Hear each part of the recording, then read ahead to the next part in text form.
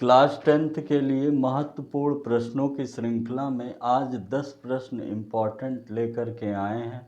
सभी बच्चे ध्यान से पढ़ेंगे और विचार करेंगे। सभी प्रश्न महत्वपूर्ण हैं, ध्यान से देखेंगे। आइए प्रारंभ करते हैं महत्वपूर्ण प्रश्नों की श्रृंखला। पहला कह रहा है 2 अंकों की संख्या में दहाई का अंक इकाई के अंक का 2 गुना है। समझिएगा, कह रहा है माना इकाई का अंक x है और दहाई का अंक y है। तो बोल रहा है 2 अंकों में दहाई का अंक इकाई के अंक का 2 गुना है। जो दहाई का अंक है वो इकाई के अंक का 2 गुना है। तो हमें समीकरण बराबर करने के लिए इकाई के अंक में 2 का गुणा कराना होगा। आगे क्या कह रहा है, संख्या के अंकों को पलट देने पर प्राप्त संख्या मूल संख्या से 18 कम हो जाता है।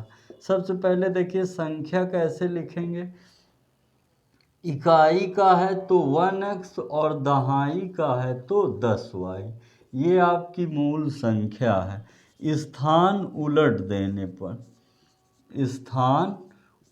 देने पर मतलब 10x प्लस 1y। अब जो ये नई संख्या बनी है वो मूल संख्या से 18 कम है। ये पुरानी संख्या है, ये नई संख्या है, ये 18 कम है। तो पहले एक तरफ लिखिए पुरानी संख्या और एक तरफ लिखिए नई संख्या। अब 18 कम है नई, तो बराबर करने के लिए इसमें 18 क्या करेंगे, जोड़ देंगे। अगर सॉल्व करेंगे तो 10x माइनस में आएगा, 1y भी माइनस में। 10i minus 1y 1x minus 10x बराबर 18। अब 10 में 1 घट जाएगा, 9i और माइनस 9x बराबर 18। दोनों में क्या उभयनिष्ठ है, 9। तो बचेगा क्या, y माइनस x बराबर 18। तो 9 दूनी y minus x is equal to 2। समीकरण 2। समीकरण 1 से y का मान 2 में रखने पर, समीकरण 1 से y का मान 2 में रखने पर रखिए तो हो जाएगा y के स्थान पे 2x minus x is equal to 2। तो x is equal to 2। x का मान प्राप्त हो गया, मतलब इकाई का अंक हमने x माना था, x आ गया। अब समीकरण 2 में रखिए, पहले में रखिए y इज इक्वल टू 2 है तो y is equal to 2 into 2 तो 4। अभीष्ट संख्या क्या होगी, 42।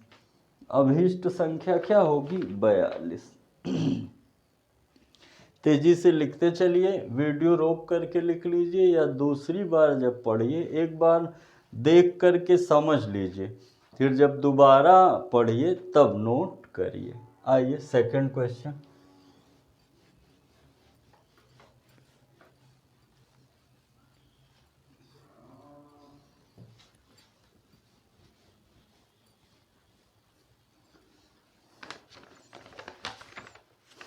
कह रहा है दूसरा, संख्या 0.6666 डॉट डॉट डॉट को P बाई Q के रूप में लिखिए। ध्यान दीजिएगा कैसे लिखेंगे। x इज इक्वल टू हमने क्या मान लिया, 0.666 डॉट डॉट डॉट। दोनों पक्षों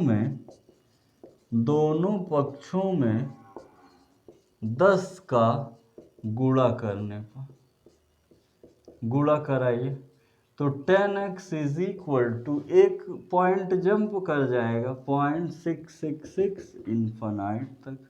अब ये समीकरण 1 है, ये समीकरण 2 है। समीकरण 2 में 1 को घटाइए तो 10x is equal to 6.666 infinite और x is equal to 0.6666 infinite. Minus minus इधर की सारी व्यवस्था समाप्त। 10x में 1x जाएगा, 9x इज इक्वल टू 6, तो x इज इक्वल टू 6/9। काटिए, 3 2 जा 6, 3 3 जा 9, 2/3 यानी x का मान कितना आ जाएगा 2/3। तेजी से नोट कर लीजिए या स्क्रीनशॉट ले लीजिए। अगला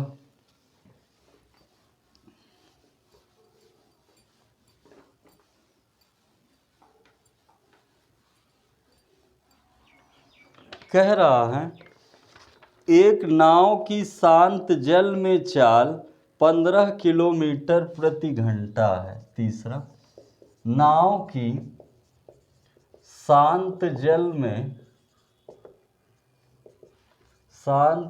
में चाल 15 किलोमीटर पर हावर्स है।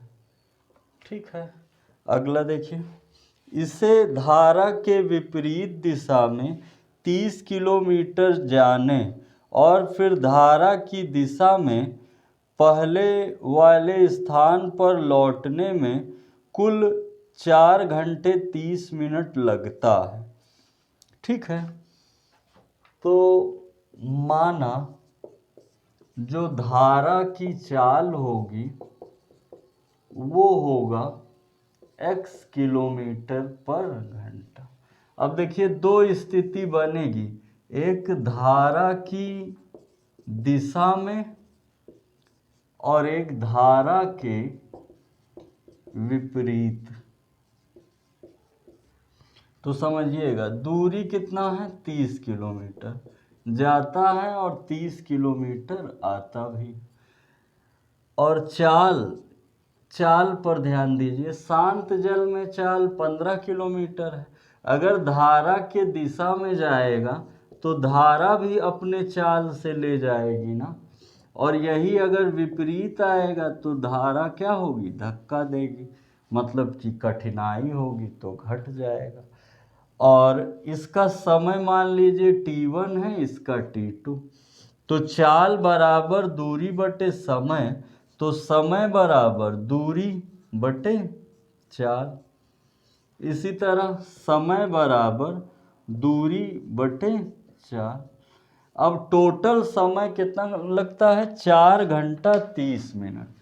t1 प्लस t2 4 घंटे 30 मिनट को अगर घंटे में बदलेंगे तो 1/2, 30 डिवाइडेड बाई 60। तो t1 कितना आया है 30/15 प्लस x, और t2 कितना आया है 30/15 माइनस x, और ये होगा 4 दूनी 8, 1 9/2। दोनों में क्या कॉमन दिख रहा है 30, तो यहाँ क्या बचेगा 1/15 प्लस x और 1/15 माइनस x बराबर 9/2।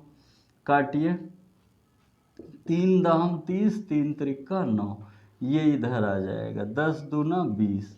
क्रॉस गुणा करा लेंगे तो होगा 15 minus x plus 15 plus x upon में a plus b a minus b, जानते हैं ना, a square minus b square बराबर 3।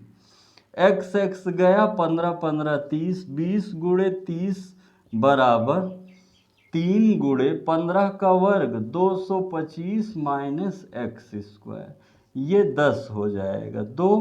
200 बराबर 225 माइनस एक्स स्क्वायर, तो एक्स स्क्वायर बराबर कितना होगा 225 माइनस 200, तो एक्स स्क्वायर बराबर 25, तो x बराबर √25, तो x बराबर 5 किलोमीटर पर आवर। यानी जो धारा की चाल है वो कितना है 5 किलोमीटर प्रति घंटे है। ओके, तेजी से नोट करिए या स्क्रीनशॉट लीजिए। चौथा क्वेश्चन हमने लिया है त्रिभुज से। जो कोर्स कटा है उसे छोड़ते हुए इम्पोर्टेंट क्वेश्चन करा रहे हैं, ध्यान से समझिए।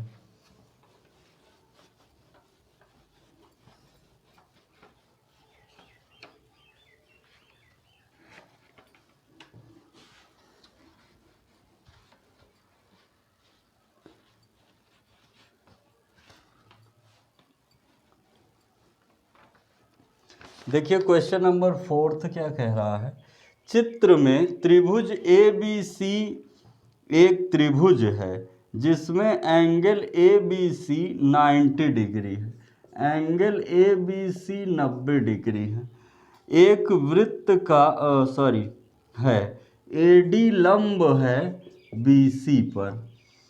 सिद्ध करना है AC का स्क्वायर बराबर AB का स्क्वायर प्लस BC का स्क्वायर माइनस 2BC BD। देखिए ये त्रिभुज है भैया, ठीक है। ये A है, ये B है, ये C है परपेंडिकुलर, ये D है 90। आप जानते हैं अगर समकोण त्रिभुज हैं दोनों तो पाइथागोरस प्रमेय लगा सकते हैं। तो त्रिभुज ABC में लगा रहे हैं, ध्यान दीजिए। कर्ण का वर्ग बड़ी भुजा का वर्ग छोटी भुजाओं के वर्गों के योग के बराबर होगा। इसे हमने क्या मान लिया, समीकरण 1। यही त्रिभुज ACD में देखिए, त्रिभुज ACD में यानी क्या होगा, बड़ी भुजा AD का वर्ग बराबर AC का वर्ग प्लस CD का वर्ग। अब आप जानते हैं CD की जगह क्या रख दें कि मैथ ना नाराज हो। पूरा क्या है BD, ध्यान से देखिएगा। BD बराबर आप कहेंगे BC प्लस CD, कहेंगे कि नहीं। और यहाँ से आप CD बराबर क्या कह सकते हैं, BD माइनस BC, क्योंकि सत्यापन में हमें क्या दिख रहा है BC और यहाँ क्या दिख रहा है BD और BC। तो CD ये है ना, AD का स्क्वायर बराबर AC स्क्वायर प्लस CD के स्थान पे कितना रख दें BD माइनस BC का होल स्क्वायर। तो AD का स्क्वायर बराबर AC का स्क्वायर A माइनस B का स्क्वायर, यानी क्या हो जाएगा A square B square minus 2AB। आप जानते हैं AC प्लस BD कितना हो जाएगा, AC प्लस BD मिला था कि नहीं, AC प्लस BC कितना हो जाएगा अगर पास लाएंगे तो AB ना, यानी AD का स्क्वायर बराबर AB का स्क्वायर प्लस BD का स्क्वायर, BC का स्क्वायर, BC का स्क्वायर माइनस 2BD और BC। यही क्या करना था, प्रूफ करना था, समझ रहे हैं ना। A माइनस B का होल स्क्वायर, BD का स्क्वायर प्लस BC का स्क्वायर इतना, तो AB का स्क्वायर प्लस BD का स्क्वायर। सत्यापन में BD का स्क्वायर होगा, ठीक है। तेजी से स्क्रीनशॉट ले लीजिए या नोट कर लीजिए। अगला देखिए क्वेश्चन नंबर 5 निर्देशांक ज्यामिति का है। हर एक प्रश्न महत्वपूर्ण है, इससे बाहर कहीं नहीं दिखने वाला है। क्वेश्चन नंबर 5 देखिए, बिंदु A के निर्देशांक ज्ञात कीजिए। A is equal to what, जहाँ AB एक वृत्त का व्यास है। ये वृत्त है, ये केंद्र होगा, ये व्यास होगा। A और B क्या है, व्यास है, जिसका केंद्र 2,3 है। केंद्र क्या है 2,-3 है और B का निर्देशांक 1,4 है। इसका हमने मान लिया x1 y1। ये मध्य बिंदु है ना, क्या है मध्य बिंदु है। तो मध्य बिंदु के लिए क्या कहेंगे, ये अगर x y है, ये x1 y1 है, तो पक्का है ये क्या होगा x2 y2 होगा। तो x बराबर x1 प्लस x2 y2 और y बराबर y1 प्लस y2/2। तो x कितना है 2 और x1 कितना है x1 ही है और x2 कितना है 1/2। 2 दूना 4 बराबर x1 प्लस 1, 1 इधर आएगा, 4 माइनस 1 बराबर x1, तो x1 बराबर कितना हो जाएगा 3। इसी तरह y की जगह क्या रखेंगे -3 और y1 क्या है y1 ही है और y2 क्या है 4/2, 2 तिहाई 6 बराबर y1 प्लस 4, तो -6 - 4 बराबर y1, तो y1 बराबर -10। y1 का मान कितना आ गया -10, y1 का मान कितना आ गया -10, यानी अभीष्ट बिंदु क्या होगा 3, -10। अभीष्ट बिंदु क्या होगा 3, -10। नोट कर लीजिए। अगला प्रश्न है ट्रिग्नोमेट्रिक का। सारे प्रश्न महत्वपूर्ण हैं, रचना को छोड़कर सारे प्रश्न लिए हैं। रचना के इकट्ठे पूरा चैप्टर एक ही वीडियो में आपको कराया जाएगा। देखिए क्वेश्चन नंबर 6।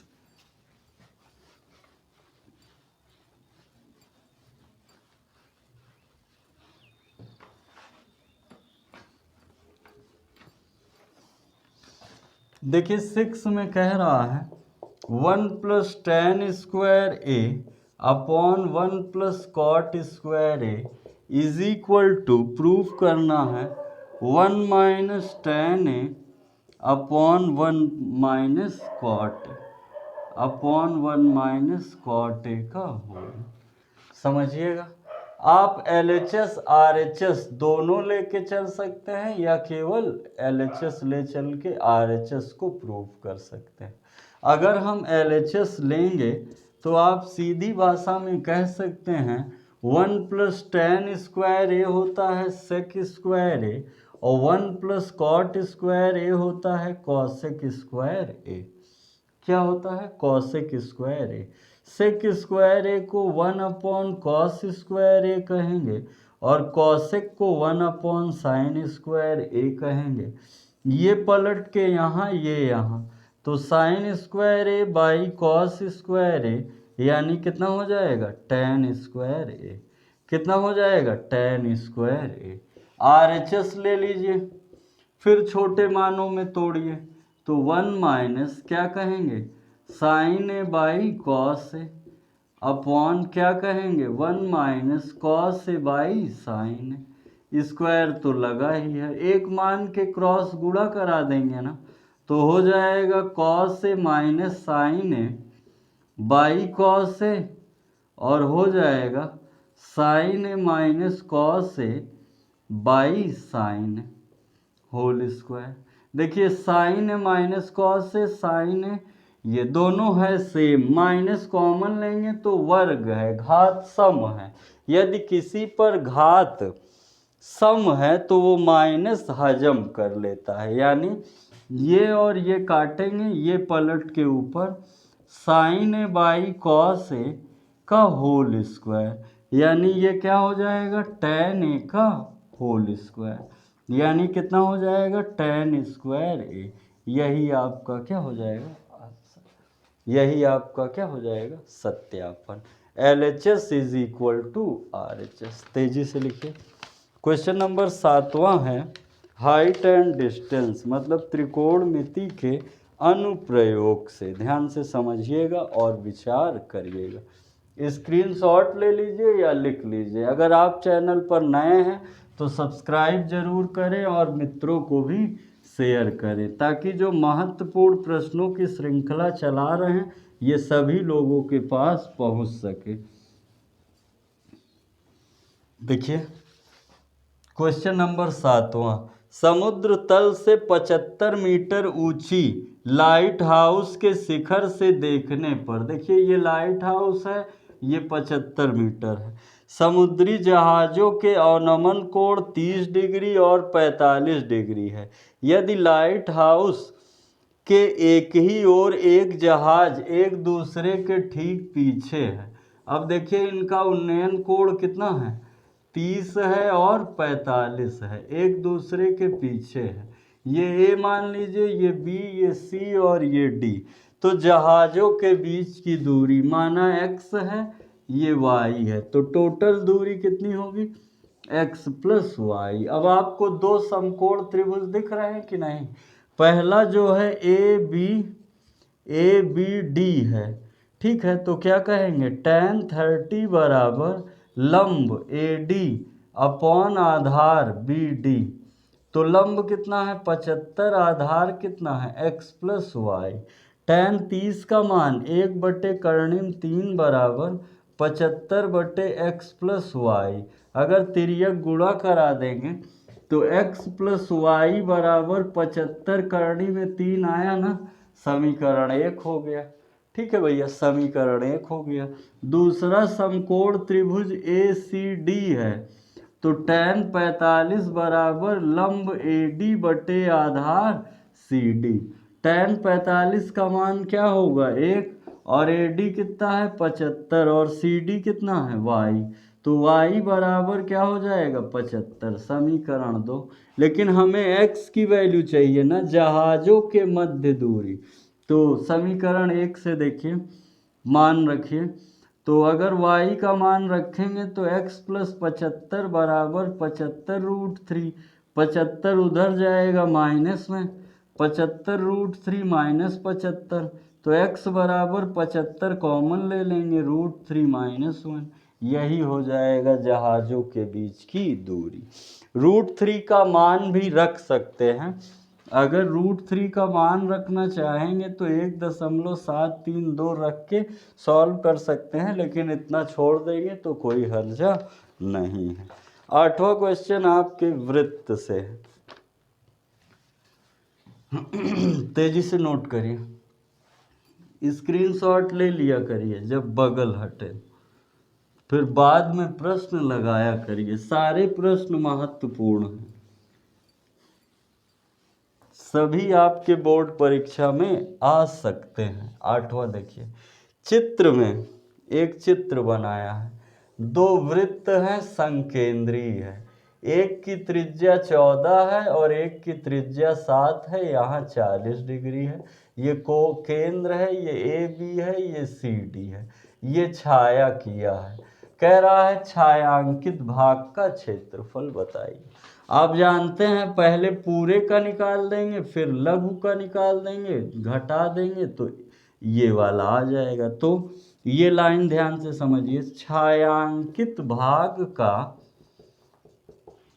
क्षेत्रफल बराबर दीर्घ वृत्तखंड का क्षेत्रफल, दीर्घ वृत्तखंड का क्षेत्रफल माइनस लघु वृत्तखंड का क्षेत्रफल। तो दीर्घ वृत्तखंड का कह दें पाई r1 स्क्वायर थीटा बटे 360, और इसका कह दें पाई r2 स्क्वायर थीटा बटे 360। थीटा तो दोनों के लिए 40 ही है, r1 14 है, r2 7 है। ध्यान से, थीटा तो 40 ही है दोनों के लिए। r1 बड़े वृत्त की त्रिज्या 14 है और छोटे वृत्त की त्रिज्या 7 है। तो क्या कहेंगे पाई 22/7 गुणे r1 14 का स्क्वायर यानी 14 दो बार 40/360, 22/7, 7 का स्क्वायर 7 दो बार 40/360। सॉल्व करिए, 7 दूनी 14, 0 से 0, 4 9 36, ठीक है। 22 दूना 44 गुणे 14/9 माइनस, इसी तरह यहाँ 0 से 0, 4 9 36, 7 से 7, 22 7 154/9। आधार सेम है, पहले इसका गुणा करा लीजिए। 14 चौको 56 का 4, हासिल आए 5, 14 चौको 56 और 5 61/9 माइनस 154/9। घटाइए, 6 में से 4 गया,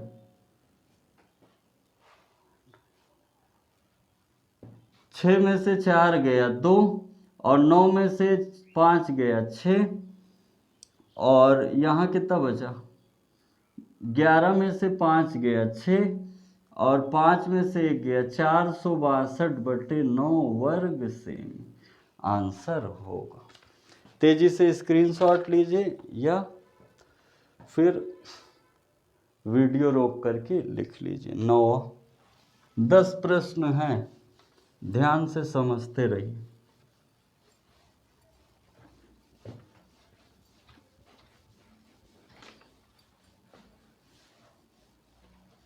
देखिए 9वां क्या कह रहा है, ध्यान से सुनिए। 7 मीटर व्यास वाला 20 मीटर गड्ढा एक कुआं खोदा जाता है। ठीक है, एक कुआं खोदा जाता है जिसका व्यास कितना है, व्यास दिया है 7 मीटर और जो गड्ढा है वो 20 मीटर है। जो इससे मिट्टी निकाली जाती है समान रूप से फैला देते हैं चारों तरफ। ठीक है, जो फैलाते हैं उसका जो चौड़ाई है वो 22 मीटर है और जो इसकी लंबाई है वो 14 मीटर है। हमको h बताना है। इस बात पे ध्यान दीजिएगा, निकाली गई मिट्टी का आयतन बराबर फैलाई गई मिट्टी का आयतन। तो समझिएगा, निकाली गई बेलन के रूप में है ना, तो πr² है और ये जो चबूतरा है घन L × B × H, हमें यही H फाइंड करना है। पाई का मान 22/7, व्यास अगर 7 है तो त्रिज्या अपने आप 7/2 हो जाएगा। वर्ग तो 2 बार लिख दीजिए। H कितना है, 20 है। L कितना दिया है, 14, B है 22, H बताना है। हल करते हैं, 7 से 7 गया और 22 से 22 गया। ठीक है, 7 दूनी 14। ठीक है, 2 दहम 20, 2 पंचे 10। अब कितना बचा, H बराबर 5/2, यानी जो चबूतरे की ऊंचाई है वो 2.5 मीटर है। ठीक है, मिट्टी कहीं इधर उधर नहीं ले जाया गया, जितना मिट्टी निकाला गया है उसी को चबूतरे पे क्या कर दिया गया है, बिछा दिया गया। तेजी से नोट करिए। आज की कक्षा का लास्ट प्रश्न 10वां सांख्यिकी से है। नेक्स्ट,